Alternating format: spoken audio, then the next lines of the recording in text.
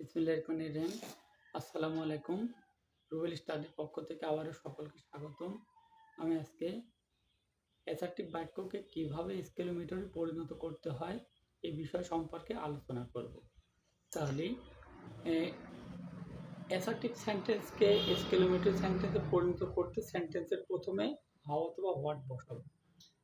তারপর সেন্টেন্সের শেষের যে অংশটা থাকবে বা অ্যাডজেক্টিভ সেটা বসাবো।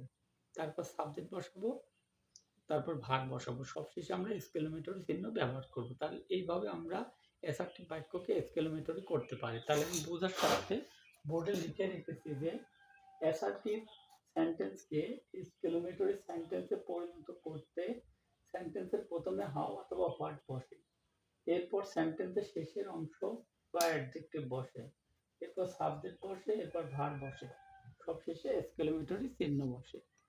তাহলে ধন্যবাদ সকলকে। ভিডিওটা ভালো লাগলে একটা লাইক, একটি কমেন্ট এবং একটি শেয়ার করবেন এবং সাবস্ক্রাইব করে পাশে থাকবেন। আসসালামু আলাইকুম।